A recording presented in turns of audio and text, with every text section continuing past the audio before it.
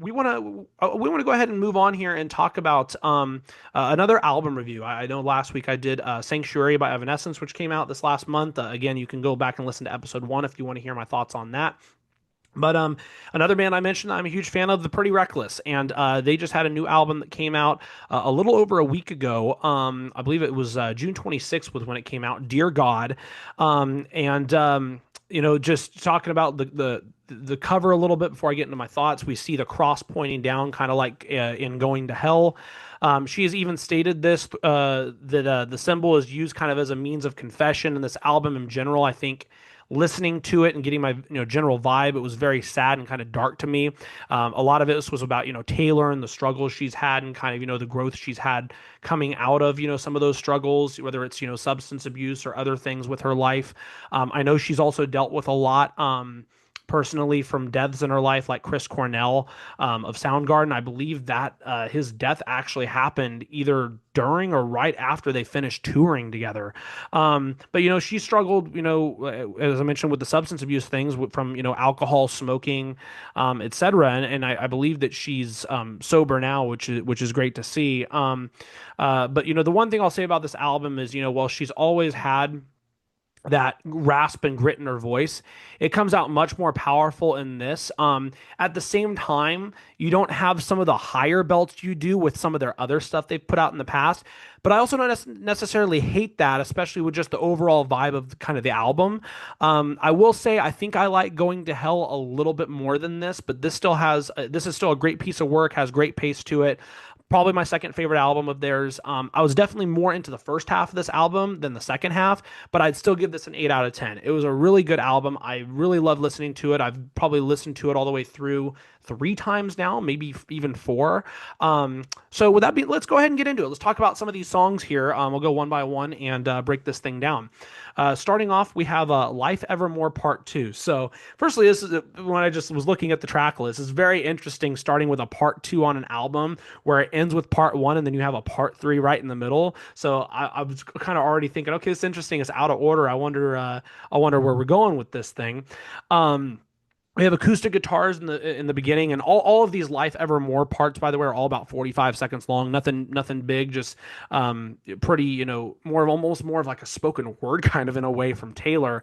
You have acoustic guitars. We pick up with drums at quote whatever it takes at all costs to be free from. We go back to just acoustics for the very end of the song for Life Evermore. I think it's just kind of like a call for freedom, kind of a call for her to be free from whatever it may be, pain, drugs, which can come from that. But I think it's just being free from pain in general. We go from that into For I Am Death. Firstly, absolutely love the opening guitar riff on this. I kind of just love the build up in general to the chorus and just the overall power in Taylor's voice. Get just the sense of not being afraid of the inevitability of death, kind of just taking life on. The big part of this song, For I Am Death and All Alone, so many years out on my own, and everyone just runs and hides away from me. Super dark. Could almost even be a double meaning from that, talking about loneliness and life, feeling like death, but then right after saying I can feel I've got my hands on the wheel, when she says I'm back in control, or when she says I got my hands on the wheel, it could mean I'm back in control. I'm going to make something of my life. Screw death. I think it's a great song in terms of just empowering people to kind of take back their life. Especially love the grungy sound of her voice in this, which is fantastic. It's kind of almost like an anthem in a way. So really, really good start to the album. And then from there we go on to When I Wake Up, and it just continues with really solid stuff here. We go from grunge and For I Am Death to basically almost kind of in your face punk to start this off, which is kind of fitting because the last track is almost in a way like a rebellion against like a depression or a darkness in a way. Love the power chords in this. Kind of interesting the pause at the end of When I Wake Up, I don't know where I was last night. And you kind of get almost 3 parts of the song in that sense with this. Although I feel like when I listen it back later, it wasn't necessarily all in parts. I think it's more of like a dream turning into a nightmare with each, and kind of just different parts of that almost describe parts of life as those nightmares, right? In the second part, when she says, "And I was trying hard to think, but I couldn't drink because I was already on some trip I need." I think that this right here is definitely about drugs, especially you have her. I said I wouldn't cuss a lot on this show, but I'm just quoting here when she says "fuck" at the end of part two, followed by the noise that she makes when she wakes up. So, I think just using addictions as a means to hide depression and the demons in life, but that can also lead you to a dark place, take a toll on you. I don't know what else she's done. I know she's admitted to drinking and smoking, but she's also documented her substance abuse. It doesn't matter to me. I'm just happy that now she's okay and is putting that into great pieces of art. This is a great healthy way to have therapy from that time. I'll just take a quick aside for a sec. I'm not a person that really does drugs. I mean, obviously, I drink casually with friends whenever I go out, and I've smoked a joint a couple times in my life every now and then. But I'm not a person that's ever really been into that, and I think a lot of that comes to I've had some prominent people in my life that have smoked a lot of their life, and they've been able to overcome that, fortunately, even after smoking for decades. And I'm proud of those people, but I think seeing that firsthand motivated me to never do that. So I've been very fortunate in that sense, but I understand with the struggles people go through in life, that a lot of people turn to that. And again, I think it's so important. Like, we don't demonize that. We do try to help people. I think rehabilitation and trying to help people when it comes to drugs is a much better means than punishment, which unfortunately I feel like we have a lot now. Let's go ahead and move on to Love Me. One thing I'll say about this song, I actually wish she would even get lower with some of the screams at parts of this song. I almost feel like it kind of calls for it at certain points. But the lower range that she has, especially for this song, it kind of reminds me in ways of Amy Winehouse a bit, with the bluesy and kind of dark rock vibe. This is basically screaming to just be validated as a human being. Why isn't anyone there? Why won't you answer my prayers? Maybe questioning God a little bit there. I believe she was raised either Christian or Catholic, if I'm not mistaken, but obviously there have been, religious undertones in their music, or questioning God, even going against him and authority for a while with parts of their music. So, yeah, I think this is a great song too. And this leads into what I believe is by far the most underrated track on the album, and it's actually my favorite track on the album. I'll say it right now, and that's Dragonfire. I absolutely love her voice again here. Almost a bluesy vibe, and even like a bit of old style country kind of in there too. I think I kind of mentioned last week on the show, I'm not the biggest like modern day country fan, but I do like some old style country, and the first name that comes to mind with that is Johnny Cash. And the way that she says Dragonfire in this song, with the fire part of it, 100% reminds me of the Johnny Cash style. And then I listened to it like a second and a third time, and I'm like, I think the correlation here is like clear as day, because she says it burns, burns, burns like dragon, and then the way she says fire, kind of like that. And it reminded me, I'm like, okay, she said, and it burns, burns, burns. And I was thinking, where does that sound familiar? And it burns, burns, burns the ring of fire. So I think that this is like total correlation there, which is great to see. I mean, I think it's really cool to see her kind of, going into that lane a little bit. And this is very diverse musically, just the album so far in general, going from blues and country to heavy rock, even in this song. So yeah, definitely my favorite track so far. We even get some really good screams in there too, with fire at the end of it. And that's what I want to hear more of out of her, man. I think that like whenever I can hear like her pure scream out of that, like she has such a good like lower scream on that front, but you get so much like emotion out of it with her. So really good here. I think this is just kind of about being scarred and kind of broken, maybe from a relationship. I was just so in love with the song musically that it was hard for me to even really dive deep into what it was about per se. We go on from there to Dear God, the title track on the album. I mentioned last week how I really love with Sanctuary how they put that in the middle of the album, and each song kind of built up to that point. We've kind of gotten that here too, which is what I've loved so much about this album so far. And this is the longest song on the album too, so it really makes you kind of commands the listener to really think deep about, what they're listening to, kind of, ponder it, consider it. The big main quote of this song: "Dear God, can you lift me up and then, keep me from the fire?" I think it's a plea to someone or something to get her out of her own personal hell. Going back again to, a darker time in her life. I love the highs that she has on higher and fire in here. As I talk about the power in her voice, it just continues here and throughout the album. I also want to give a shout out to their guitarist Ben Phillips. I haven't given him enough credit yet on this album. His riffs at points of this song are great, especially after the first chorus and at the very end of the song. So shout out to him and the rest of the band. But no, this is another really good song here. We go from there to Life Evermore Part 3. And, again, we go back to talking about Part 2 earlier and how it's kind of, a call to be free, get your freedom. This is kind of about, I get the sense, failing to just escape a toxic lifestyle, kind of using drugs to numb the pain, and even almost as an excuse when it comes to, trying to meet other people in like a relationship or whatnot. So very, very interesting. We'll talk about part 1 here in a bit. Well, let's move on to the second half of the album here. It starts with About You. One of the first songs that has really just rocked right away, where we have loud guitar and drums to kick things off. Then we kind of go to a pop rock. So, let's just pause for a second, analyze just how dynamic this group is.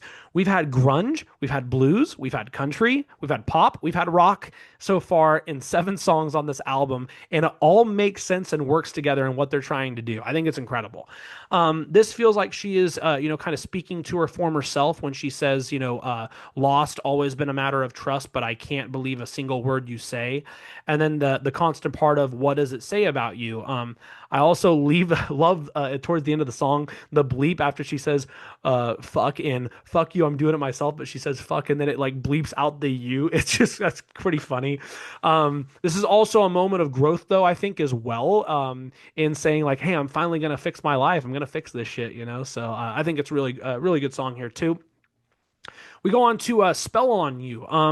And the first part of the song, you have kind of like a mother speaking to a daughter, and I was at first thinking, is this random audio or is this like really old audio of Taylor? I know that Taylor started acting career super young. If I'm not mistaken, I think she was in like How the Grinch Stole Christmas, I want to say. If I'm wrong, please let me know on that. But I believe that's what it was when she was like 3 or 4 years old.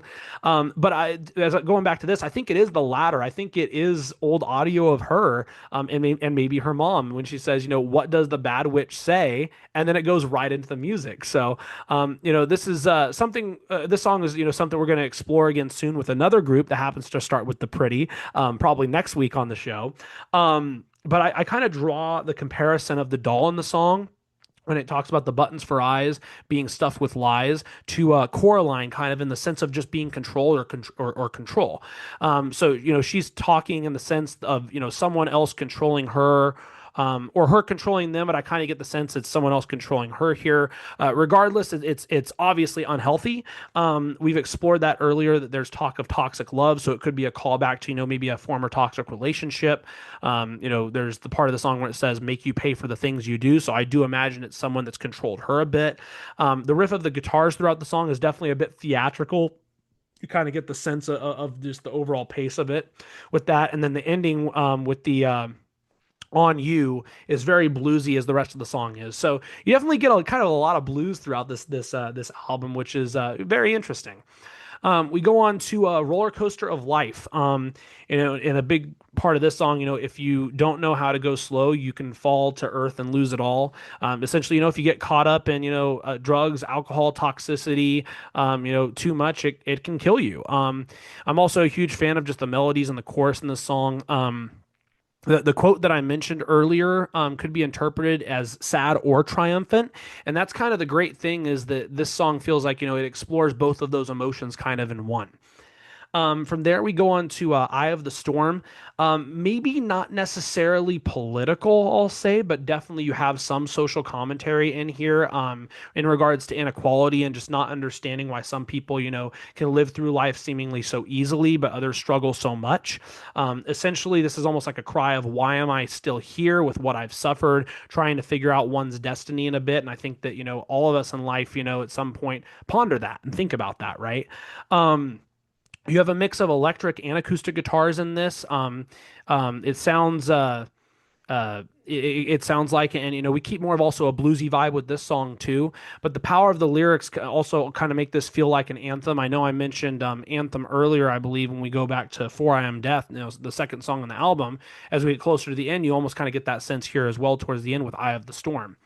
From there, we go on to Devil in Disguise, Michelle's song. This has to be an ode to someone named Michelle. Sorry, I'm gonna be maybe a bit. I don't have all the answers. I feel like I do try to care about what's being said in the music, but I don't know a Michelle in her life necessarily that she's talking about here. This is a fully acoustic song, I believe the first of which on the album. A big part of this song, Did I See Jesus or the Devil in Disguise? I get the sense, this is tragic, so maybe, how can we, have such great moments of love and joy with people while also dealing with loss and tragedy with the same people we're kind of trying, and we're just kind of trying to make meaning of that, right? We kind of tried to make meaning a little bit in the last song, I Have the Storm, with the inequality. Now we're trying to kind of make meaning with death a little bit here. And this is very sad. I've had friends who've lost other friends. I've been very fortunate in my life that a lot of people who I still care for deeply are here with me. But as I said last week, cherish the people in your life while they're here. Hold your loved ones close. Definitely, I think very important. From there, we go on to Dark Days. Already starting kind of dark in this with the lightning in the background you kind of hear. And I feel it's about an understanding that not everything is peaches and roses at all times. Things may present themselves in that way, but it's not always great. Prepare for the worst so that you know how to react and manage and deal with those moments. Almost in embracing and acceptance in a way of the dark. Again, Ben on guitar is an incredible solo in the middle of the song. And I'll just say with the band in general, it's incredible how calming they're able to make this seem. But I also do get that's kind of the point with the song too and what they're going for. So I think really good piece here too. I've mentioned, I do like all these songs. I think I mentioned earlier, and I like the first half of the album more. I think musically, maybe I do, just because I like maybe more of the up-tempo stuff, but I still appreciate this stuff very much too. We go on to the final song, Life Evermore Part 1. I just think, this is like you're still feeling empty, despite the fact that she's now sober and clean of drugs. But also, since she still feels empty, how much better really is that than, what the feeling was like when she was, dealing with all the toxicity. I think this is probably the darkest of the three parts. I think the three parts are really interesting. I think you can look at it maybe in this way. Emptiness that leads to using vices to mask it, getting tired of using those vices and kind of trying to free yourself of them, but failing to do so. And then using that when it comes to relationships to mask stuff, also when it comes to that, or just numbing pain in general.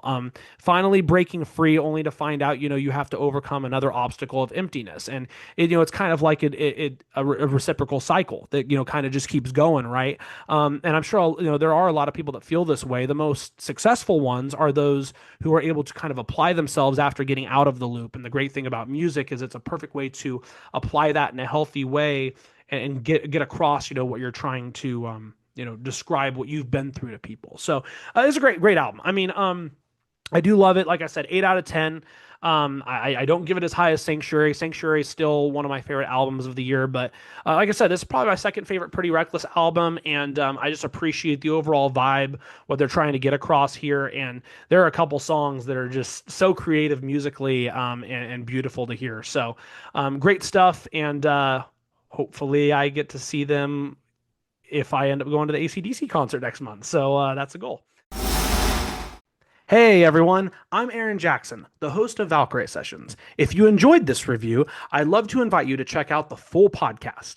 Each week, we dive into everything happening in woman-focused rock and metal, from album reviews and band of the week to festival news, artist interviews, and the long-term vision behind Valkyrie Fest. You can watch full episodes every Friday right here on YouTube or listen on Spotify and Apple Podcasts. I'd love to have you join us. Until next time, keep it rocking, and I'll see you on Valkyrie Sessions.